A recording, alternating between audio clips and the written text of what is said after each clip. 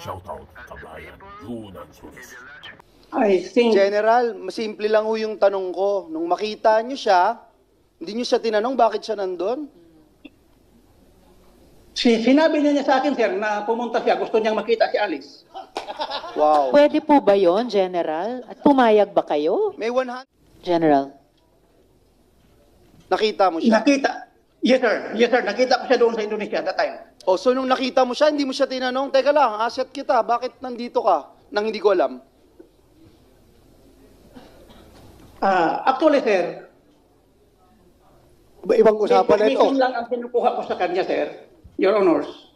During the time na pumunta siya doon sa second time, nakita ko siya doon na sa may, I think, General, simple lang ho yung tanong ko. Nung makita nyo siya, hindi nyo siya tinanong bakit siya nandun?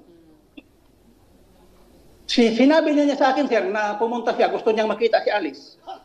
Wow. Pwede po ba yon, General? At pumayag ba kayo? May 100 million gusto ring lumipad doon eh. Papayagan nyo na pumunta din doon para makita?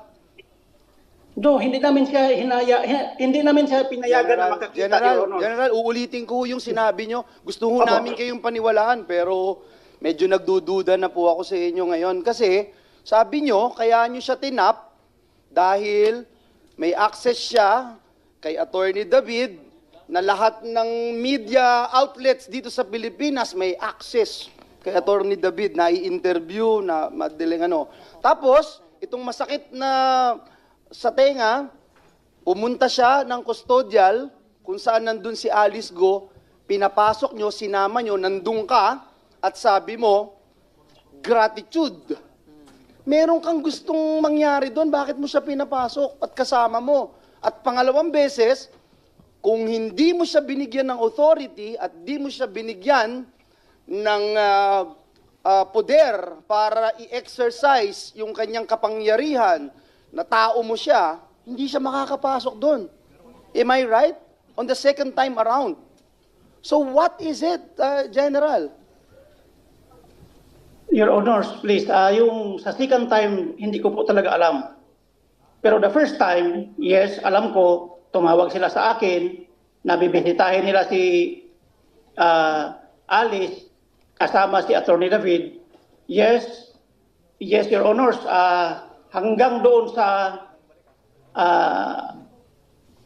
Why, sa General, custodial. why? You are saying kaya mo siya tinap para sa pagsuko ni Alice. That's what you're saying. Now na nandito na, arestado na, why? Why are you still cuddling her? Why are you still giving her all the powers and the benefits of being your special aid, Your Honor? Gusto naming maintindihan. So hindi na ang dahilan is maaresto si Alice, makuha si Alice, hindi na. Ano na ngayon? Ano na ngayon yung rason? Sirs, can I, Your Honors, please, can I report directly to the Senate? Report what, sir? To the committee, Your Honors, can I request for, Where are you? You are speaking to the committee, General. can I request for, what I mean is, Your Honors, an executive session? No. No way. General, patapos na sana kami sa investigasyong ito. And we expect sa mga katrabaho namin sa gobyerno, yung candor.